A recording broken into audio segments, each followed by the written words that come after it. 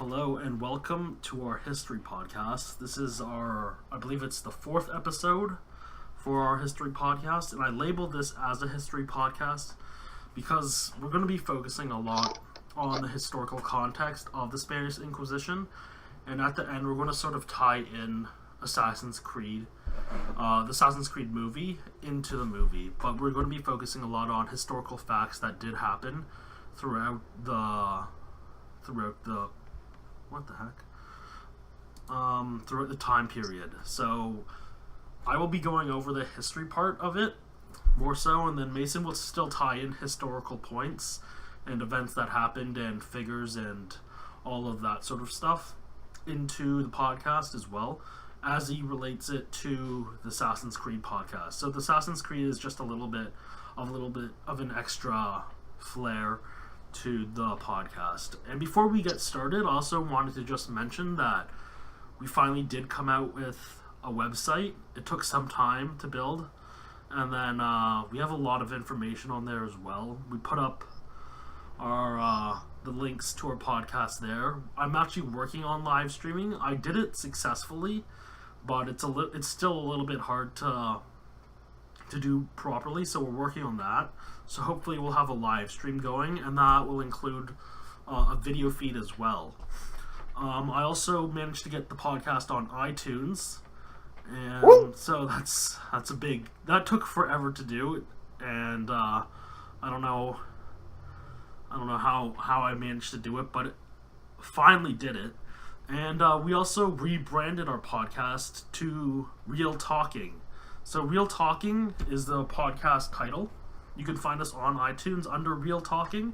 We decided to have it labeled as that because we didn't want to just focus on media or history or just give it our names, just in case if we wanted to ever expand.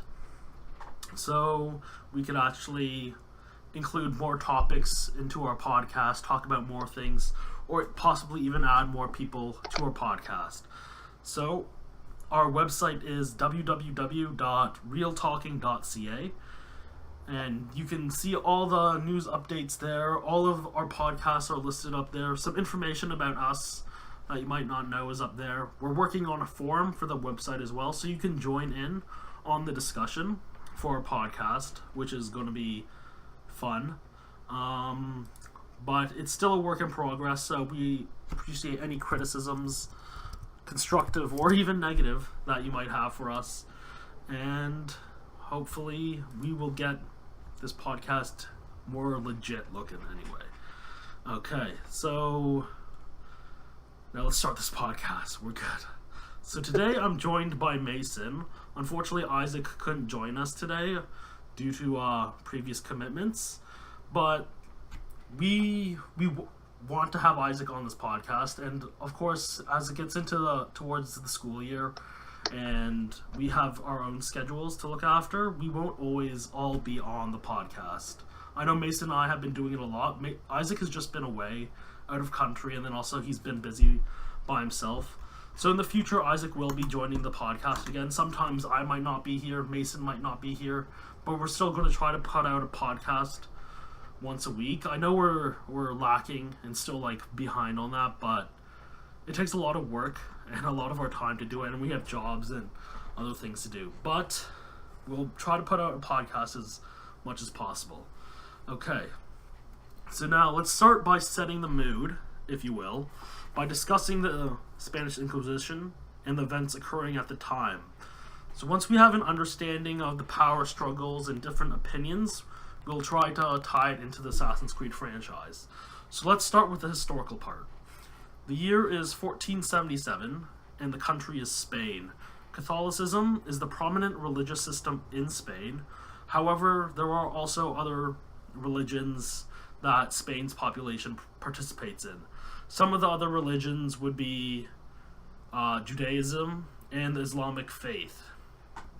Some of the parties involved in Spain at the time are the different religious classes, the crown, but most important, the famed Spanish Inquisition themselves. They're a tribunal. So first I'll answer the what, and then I will answer the why, and sort of go into that. So, what was the Spanish Inquisition? And I thought I'd start off by giving a definition for the word Inquisition. So, what does Inquisition mean? Inquisition is a period of prolonged and intensive questioning or investigation. Some of the synonyms, The cinnamons. you just said a spice. That's synonyms are cross-examination, interrogation, and inquiry. So this is an apt term to describe the actions that were happening in Spain at the time. So like I said before, the Spanish Inquisition was a tribunal that was formed by the Holy Office of the Inquisition and by Queen Isabella of Spain. It not only operated within the boundaries of Spain itself, but the Inquisition also extended into the colonies of Spain, which included North, Central, and South America, among other locations like the Canary Islands. So the main Inquisition consisted of 6 members, so just a small council led by the Grand Inquisitor, and under this main tribunal there were 21 smaller tribunals in the empire, each in different locations. The most notable one, other than the main one, was in Seville. So this is often known as the Catholic Church's complete intolerance of other religions and their repression of those beliefs. The discourse taken at this time was very violent. People who were not affiliated with the Catholic Church would be tortured in a variety of horrific methods. Even if the individual had already renounced their previous faith and started practicing the beliefs of the Catholic Church, they were still under suspicion and usually prone to torture. It was believed by the tribunal that these Neo-Protestants were actually practicing their original faith in secret, either in cults formed with other Neo-Protestants or in their homes at night or secluded. So I was doing some research and I saw this terrible torture method, and I thought I would just share it. This is not the most famous torture method, or it's not the one that happened the most or anything like that. I just thought it was particularly terrible. So it's sort of like a waterboarding technique. Instead of covering the face with a cloth and then pouring water on the victim to simulate drowning, they would actually shove the cloth material into the person's mouth. They would cram as much material into the individual as possible. Then they would pour water onto the cloth, making the cloth wet. Then this would actually trigger the swallowing reflex for the victim, and then they would be able to swallow more and more cloth as it went down their throat and eventually into their stomach. So you're just drowning, but also you're actually drowning. It's not just simulating it. You actually cannot breathe.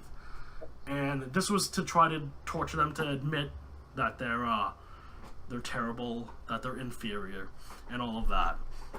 So just one more note on the what. But I just want to make this point that there were previous inquisitions. Spain was not the first to do this.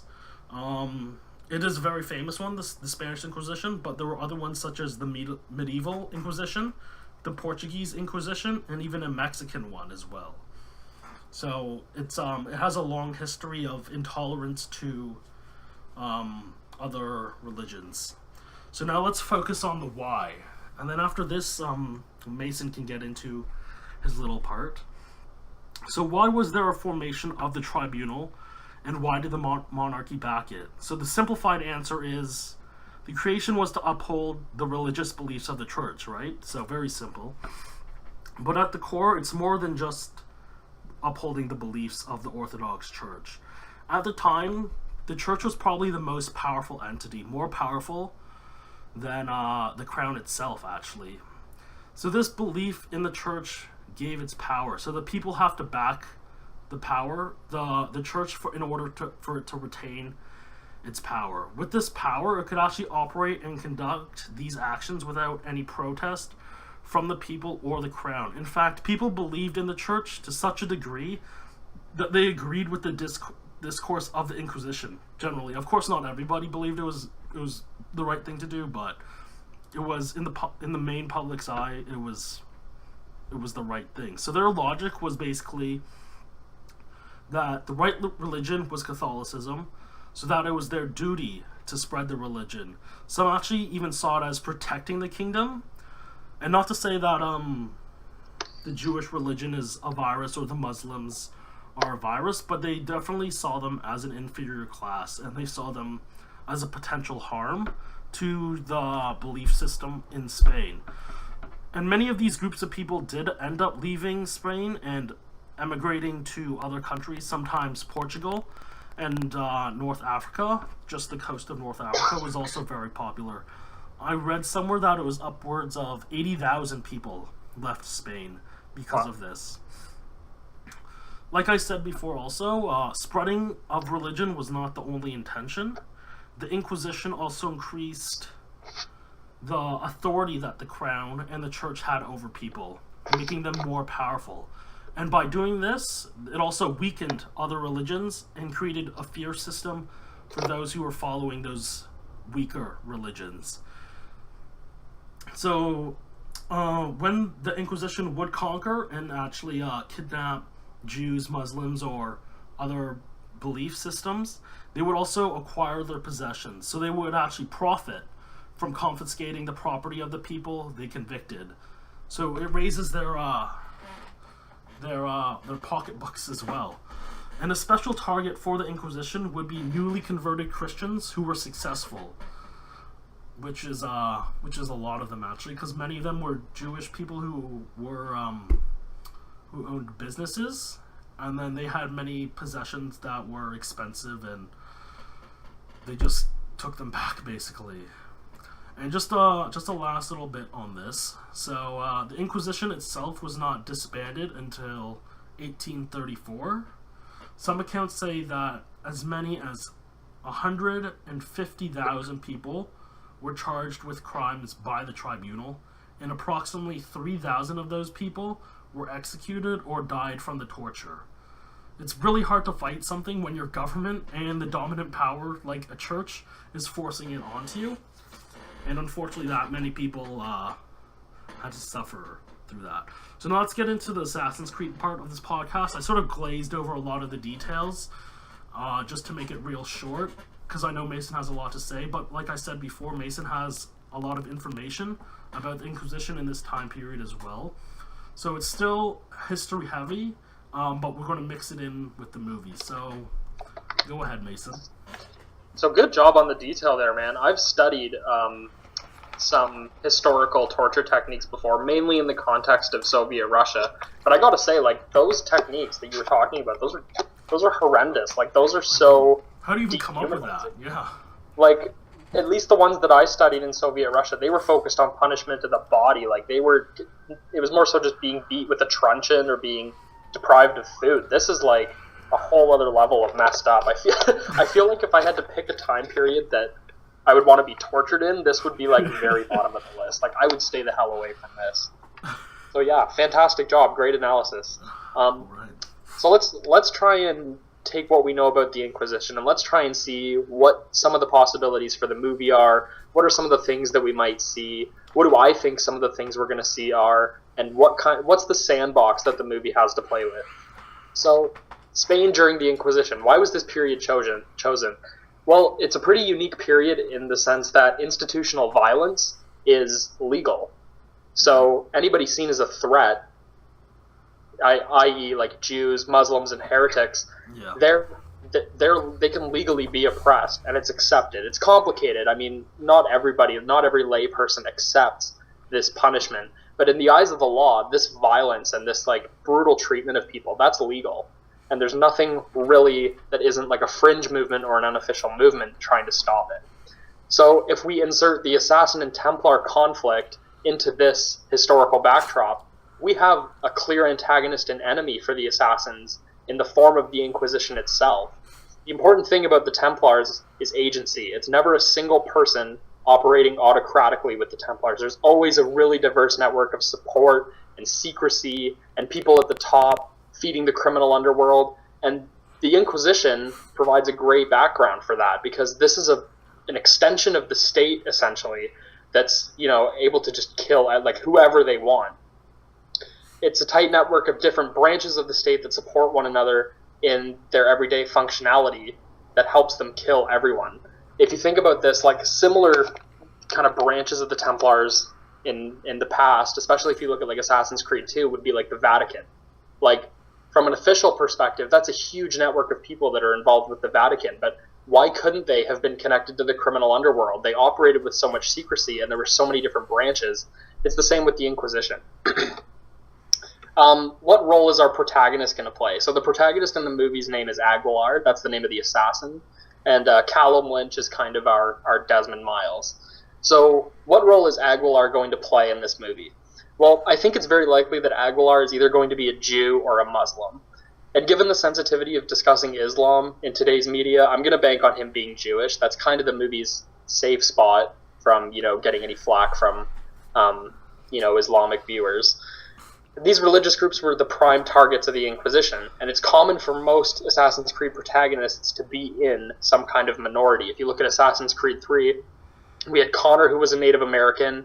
We had Edward in Assassin's Creed 4, who was sort of this lower-class swindler. He wasn't really up there with the bourgeois Victorian upper class. And there's even an entire portable systems game called AC Liberation devoted to the story of a slave woman during the American Revolution. Her name was Aveline.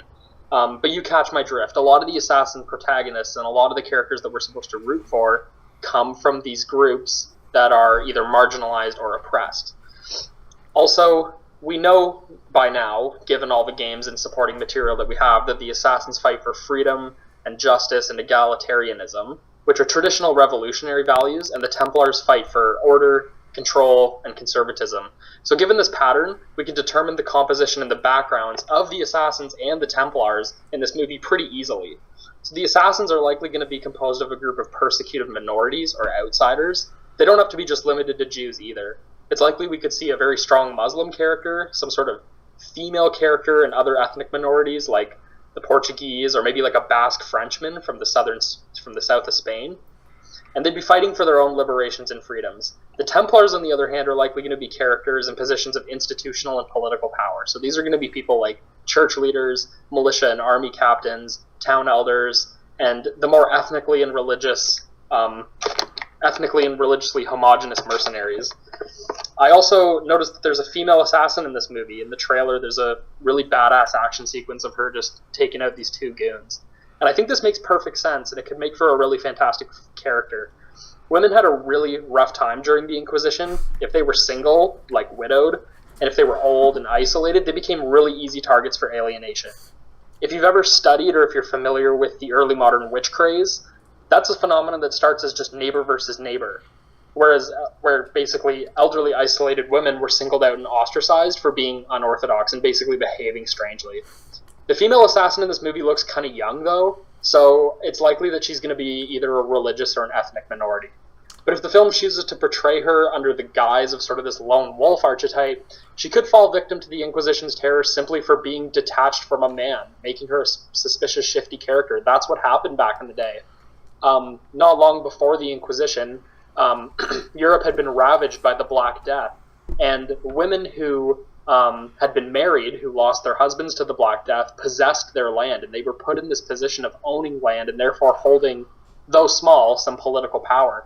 So it's likely that this young kind of assassin woman that we see fighting with Aguilar could be one of these women who had their life changed by the Black Death, but now we're in this time of heightened fear and kind of Orwellian security that she's going to have to, she's going to fall under the microscope. On the flip side, though, who are our villains going to be in this movie? So I'm going to make a guess that there's either going to be some involvement of Isabella and Ferdinand or Pope Sixtus, who was the Pope at the time. These were the political and religious leaders in Spain during the height of the Inquisition. And personally, I'd be more interested in seeing the dual kind of villainship of Ferdinand and Isabella. I mentioned in our Columbus Sailing the Ocean Blue podcast that by the time he departed in 1492, Spain had become incredibly close to achieving religious uniformity on the home front. This is because the last major Muslim stronghold had been conquered just before Columbus set sail. But during the Inquisition, which would have taken place, before and also during Columbus, fear of Muslim takeover and Jewish conspiracies would have been at their absolute height. Sixtus would be like a really good gray area kind of villain. He'd be this sympathetic, zealous, like religious devout who'd be totally against like the power of Jews and Muslims. He'd be wanting to get them out, but he'd have like a principled cause, so it wouldn't be as easy to dislike him. We've already seen a similar villain to this, though, Rodrigo Borgia, who became Pope Alexander VI, and he was called the Spaniard in the games. Ferdinand and Isabella are a little bit more unique than Pope Sixtus would be. They'd provide a lot more political and like the fear-mongering villain types, and they'd be a lot more menacing because they'd be so unstable. They'd be so focused on achieving this religious uniformity that they'd be making such irrational decisions. And a lot of the scariest villains are these irrational types, the ones that you can't quite predict. And just getting to see these two rule Spain in such a tumultuous period would make them so dynamic. I mentioned earlier that the clear antagonists of this film are basically going to be any kind of executive institution involved with the Inquisition. So, therefore, anyone who's the dominant religion, anyone who's Roman Catholic, is basically probably going to be portrayed as bad, whereas we'll probably be meant to sympathize with those experiencing the terror. So again, Jews and Muslim characters. As for Rodrigo, I don't think he's going to play a huge role in the plot at all, but I think he's going to get a shout-out of some kind. During this time period, he was building his political court in Italy, and he was kind of vying for the papacy. So he wasn't really in Spain. The Spaniard, in that sense, is kind of a poor nickname. But it's kind of roughly the same period, so I could definitely see him getting a shout-out of some kind. All right, I just want to add a quick little thing to that. So Sure. When I was just mentioning my history part and how the Inquisition was led by the Grand Inquisitor, I just did a quick Google search to see who the Grand Inquisitor was actually, and this could be a possible villain as well, because he is the head of the Inquisition, and his name is Tomás de Torquemada. So he just was in charge of the tribunal, and he's known for his religious bigotry and cruelty actually. So I just want to add that real quick. That would be a fantastic villain. I'd be really down to see someone like that, someone who's at the top of all of this. But I also think like a huge part of the Inquisition is that it's local. Like a lot of these conflicts and a lot of the accusations that get brought before the tribunals are local in nature. It's a lot like the witch craze. Like it's not necessarily this huge arm of the state just smacking everyone down. Like a lot of different localities have people like bringing accusations against each other. So he'd be a great villain, but judging from the vibe of the trailers, I think that the conflict we're going to get is really local. But no, that would be a fantastic villain. He would be kind of like the Rodrigo type, the guy who is really shady behind the scenes, but he has to kind of show face in the public. Like he has to balance being Pope Alexander and like the Borgia patriarch. So yeah, I could see that. What's the moment that I want to see depicted in this film? What's this moment in the Spanish Inquisition that I want to see brought to life? 100% for me, it's the auto de fe. And what is an auto de fe? Well, affectionately, we've taken to calling auto de fes burnings at the stake, or simply just burning someone at stake. And we commonly consider burnings at stake to be associated with like large public executions, like a witch trial. And that's not really wrong per se, but it's just not what these burnings were strictly intended for. When we talk about the auto de fe in the context of the Spanish Inquisition, most of the time we're talking about mass burnings of heretics to serve as kind of a deterrent, but also as this sort of misguided form of God's justice. In some cases, however, people actually decided to set themselves on fire. Like, people weren't always rooted out by the Inquisition and then brought to a public execution. Some people actually voluntarily set themselves on fire. This messed up logic was actually really common. It wasn't popular, it was common during the Inquisition. In a time where any misplaced comment or kind of strange behavior could warrant the death of you or your entire family, you needed a surefire, like an airtight way to prove, not only to yourself, but to your family as well, that you were not a heretic. So as a result, people would often voluntarily perform an auto de fe in order to show their devotion to a Christian God and save their family's reputation from being remembered as a Jew or a Muslim. So why do I want to see this messed up shit on screen? Well, it's already been depicted pretty well in film. If you've seen the movie about Joan of Arc, Like, they have a really great opening sequence, and then the ending sequence where she gets burned. That's a pretty accurate depiction of the auto de fe. Obviously dramatized because it's Hollywood, but that's a pretty good depiction on its own. But we've never seen a voluntary auto de fe, and we've always focused on it being an execution. I think that the religious fanaticism and the fear-mongering of the Inquisition in this period would be so greatly emphasized if we saw either like a side character, or if we even just got a cutaway to voluntary auto de fes, without it simply being a rehash or derivative of other movies that we've seen. There's a really great historical study on this, done on this kind of messed up part of history, and it was in an edited collection called The Long Reformation. It was edited by Jeffrey Watt. I'm kind of hard-pressed to remember who exactly wrote it, because it was an edited collection, but this was actually a textbook for one of my courses last summer. But essentially, it explained that ritualizing the burning of heretics made voluntary burning of oneself acceptable. And that's horrifying. Like, people were literally committing suicide in public because they were so scared that they would die anyways. Like, the logic is so circular, but it was so common in this period, and that just goes to show that the fear being experienced of religious takeover or ethnic corruption at the top trickled so far down that people were taking their own lives under some strange, misguided sense of family honor. And that's really scary stuff, you know, especially if you're kind of Orwellian and you don't like the idea of, like, big brothers or large corporations. But those are my thoughts. Hopefully there's some agreement. If I've missed anything, please point that out. If my analysis doesn't point to anything, please also point that out. These are just things that I want to see in the movie. There's nothing other than speculation based on what I know about the period leading to this, but those are my thoughts. That's what I think. All right, so I thought we would just I'm not going to, like, say Isaac's part for him, because I don't know the way he wants to take it. So, like, if we do a future podcast when the Assassin's Creed movie comes closer to release, then I guess Isaac could also say his little tidbit that he has here. Unfortunately, he couldn't join us. But that's the podcast. That's about it. I don't know what we're going to be doing next week. Did you have any thoughts for that, Mason?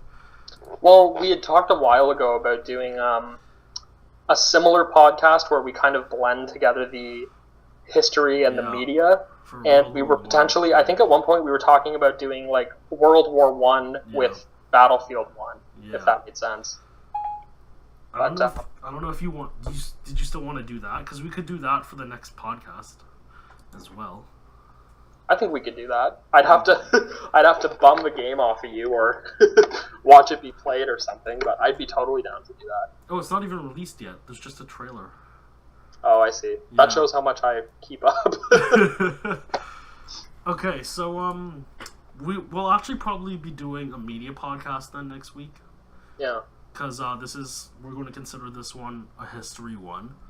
But thanks for listening. You can check out our website. We're on iTunes. And it'll still be uploaded to YouTube and everything, but that's about it. So, thanks. Peace.